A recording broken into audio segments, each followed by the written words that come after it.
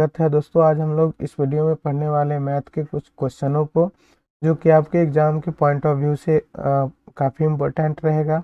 तो चलिए दोस्तों, हम लोग शुरू करते हैं। और हमारे सामने पहला क्वेश्चन है, ए अनुपात बी का मान दिया हुआ है 3:4 और बी अनुपात सी का मान दोस्तों दिया हुआ है 8:9। आप इसको अनुपात कहिए दोस्तों या बट्टे कहिए, बात बराबर ही होता है। तो यहाँ पे ए अनुपात सी का मान पूछ रहा है कि क्या होगा। तो देखिए दोस्तों, दिया हुआ क्या क्या है। ए अनुपात बी दिया हुआ है 3:4 और बी अनुपात सी का मान दिया हुआ है दोस्तों 8:9। आपसे पूछ क्या रहा है, ए अनुपात सी बराबर क्या होगा। तो देखिए दोस्तों, इसको बनाने के कई सारे रूल होते हैं, लेकिन हम लोग इसमें सबसे आसान रूल अपनाते हैं। देखिए यहाँ पे ए का मान 3 है, बी का 4, यहाँ पर बी का 8 है और सी का 9 है। अगर दोस्तों इसमें देखिए दोनों में b और b है, अगर ये कॉमन पार्ट्स बराबर हो जाए तो हम a b c का आसानी से निकाल सकते हैं। तो दोस्तों अगर इस b को हमें 8 बनाना हो तो इसके लिए हमें क्या करना होगा। तो दोस्तों अगर इस b को हम 2 से गुना कर देते हैं, इधर भी 2 से गुना करना पड़ेगा। तो दोस्तों ये जो वैल्यू आ जाएगी वो 6:8 का आ जाएगी। और यहाँ पर दोस्तों 8:9 तो दिया हुआ है। अब पूछ रहा है कि a अनुपात सी का मान क्या होगा। तो देखिए दोस्तों, ए का मान दिया हुआ है 6 और सी का मान दिया हुआ है 9।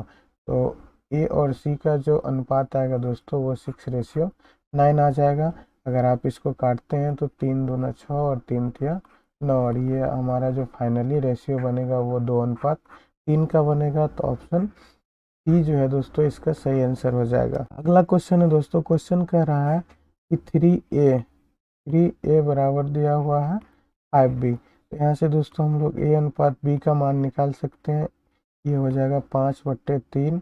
उसी तरह से दोस्तों दिया हुआ है 2b बराबर 3c। तो यहाँ से b/c का मान हम लोग निकाल सकते हैं दोस्तों, 3/2 आ जाएगा।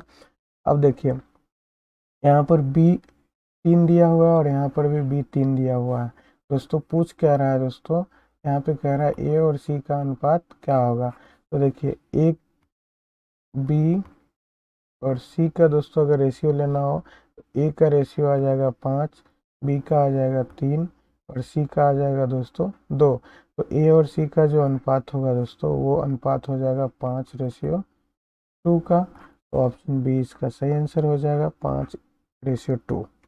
अगला क्वेश्चन है दोस्तों, क्वेश्चन कह रहा है कि ए अनुपात बी का मान दिया हुआ है दोस्तों 3:4, बी अनुपात सी का मान दिया हुआ है दोस्तों 5:7 और सी अनुपात डी का मान दिया हुआ है दोस्तों 8:9।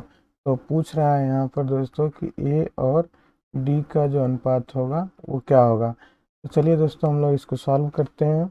तो दोस्तों हम लोग इसको ना फ्रीजिंग मेथड से बनाते हैं। फ्रीजिंग में क्या होगा दोस्तों कि ए और बी, उसके बाद दोस्तों बी और सी, उसके बाद दोस्तों सी और डी को हम लोग जमा देंगे। तो इसके वैल्यू को देखिए, ए बी सी डी का वैल्यू हमें निकालना होता है। तो ए बी का अनुपात दिया हुआ है 3:4, बी और सी का अनुपात दिया हुआ है दोस्तों 5:7 और उसके बाद सी और डी का अनुपात दिया हुआ है दोस्तों 8:9। अब देखिए इसके बगल में दोस्तों कोई नहीं है तो हम यहाँ पे 4 डाल देंगे, इसके बगल में कोई नहीं है तो यहाँ पे 5 हो जाएगा, और दोस्तों इसके बगल में कोई नहीं है तो 8 हो जाएगा, और इसके बगल में भी कोई नहीं है तो यहाँ भी 8 हो जाएगा। यहाँ पर दोस्तों इसके बगल में कोई नहीं है, यहाँ 4 हो जाएगा, और इसके बगल में कोई नहीं है दोस्तों ये 7 हो जाएगा। अब हमें निकालना है रेशियो किसका, तो ए अनुपात डी का। तो ए का जो मान होगा दोस्तों वो ये वाला सेक्शन में होगा, और डी का जो मान होगा दोस्तों वो इस वाले सेक्शन में होगा। तो हम इस सब को आपस में मल्टीप्लाई करते हैं। ये 8×5 = 40 और 40 दिया दोस्तों हो जाता है 120।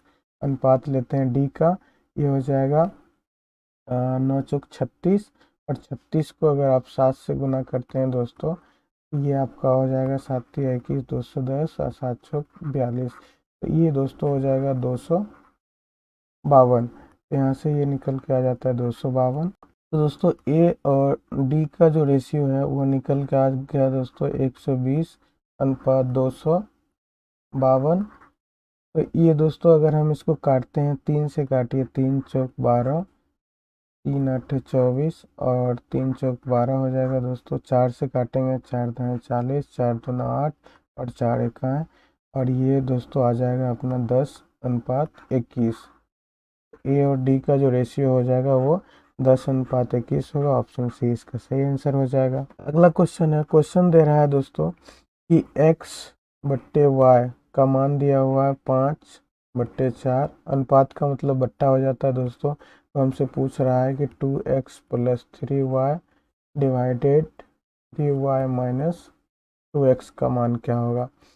तो दोस्तों इसका वैल्यू निकालने के लिए x और y के वैल्यू को हम लोग अगर पुट कर देते हैं तो x के जगह पे अगर डालिए तो दोस्तों 2 × 5 + 3 × y के जगह पे 4 हो जाएगा, और बट्टे में 3 है दोस्तों। y का मान दिया हुआ है 4 और माइनस में 2 और x का मान दिया हुआ है 5। इसको सॉल्व करेंगे दोस्तों तो ये हो जाएगा 10 + 12 बट्टे में आ जाएगा 12 - 10। ये दोनों हो जाएगा 12 10 22 हो जाएगा दोस्तों, और नीचे में 12 में से 10 घटा लेते हैं तो 2 हो जाएगा। और इसको अगर हम काटेंगे दोस्तों तो ये 11 बार में कट जाएगा, और रेशियो जो फाइनली बन के आ जाएगा वो दोस्तों 11:1 का आ जाएगा। तो ऑप्शन डी इस क्वेश्चन का सही आंसर होगा। अगला क्वेश्चन है दोस्तों, क्वेश्चन कह रहा है कि कुछ वस्तुएं 5 रुपए की 6 खरीदी गई तथा 6 रुपये में 5 की दर से बेची गई, तो लाभ प्रतिशत क्या है। तो दोस्तों हम इसके लिए ना इस क्वेश्चन को हम 2 मेथड से बनाएंगे दोस्तों, एक मेथड 1 और मेथड 2 से। तो चलिए दोस्तों मेथड 1 से हम लोग बनाते हैं। तो मेथड 1 में कह रहा है कि 5 रुपये में वस्तु खरीदी गई 6, और दूसरी बार कह रहा है दोस्तों 6 रुपये में वस्तु खरीदी गई 5। अब क्या करेंगे दोस्तों, आप क्रॉस गुना करते हैं तो यहाँ पे CP और SP का रेशियो आ जाता है। 5 को 5 से गुना करेंगे तो ये दोस्तों आ जाता है 25, और 6 को 6 से गुना कर देंगे तो ये आ जाएगा 36। ठीक है, तो दोस्तों ये जो रेशियो आता है ये आपका हो जाता है CP, और ये जो होता है दोस्तों वो होता है SP। अगर हम इसमें से प्रॉफिट देखना चाहें कितना का हो रहा है तो दोस्तों 11 का प्रॉफिट हो रहा है। तो हमें निकालना है प्रॉफिट।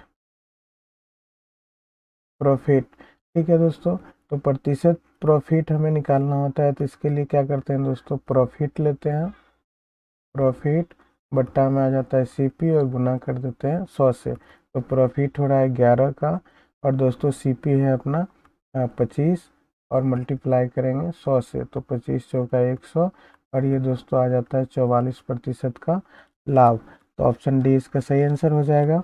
अब दोस्तों हम लोग क्या करेंगे, यहाँ पे सॉल्व करते हैं मेथड 2 से। मेथड 2 क्या कहता है दोस्तों कि CP में दे रहा है कि 5 रुपये में 6 की दर से खरीदा गया। तो 5 रुपया है, 6 वस्तु खरीदी गई, और सेलिंग क्या किया जाता है दोस्तों कि 6 रुपये में बेचा जाता है 5 की दर से। तो इस तरह के दोस्तों इस तरीके में हमें क्या करना होता है, ये है क्वांटिटी और ये है रुपये का अनुपात। तो इसमें क्वांटिटी को सेम किया जाता है दोस्तों। तो सेम करने के लिए इसको 5 से गुना करना होगा और इसको 6 से गुना करना होगा। तो दोस्तों इसको भी अगर 5 से गुना करेंगे तो इसको भी 5 से गुना करना होगा, और इधर 6 से गुना करेंगे तो यहाँ भी 6 से गुना करना होगा। तो देखिए दोस्तों ये क्वांटिटी आ जाता है 30, और यहाँ भी क्वांटिटी आ जाता है 30। तो समान क्वांटिटी है दोस्तों। अगर हम प्रॉफिट और लॉस करेंगे तो जितनी वस्तु को खरीदेंगे उतना ही वस्तु को बेचना पड़ेगा, तभी हम लोग CP और SP को निकाल सकते हैं दोस्तों। तो देखिए यहाँ पर CP आ गया अब 25 रुपया। ठीक है दोस्तों,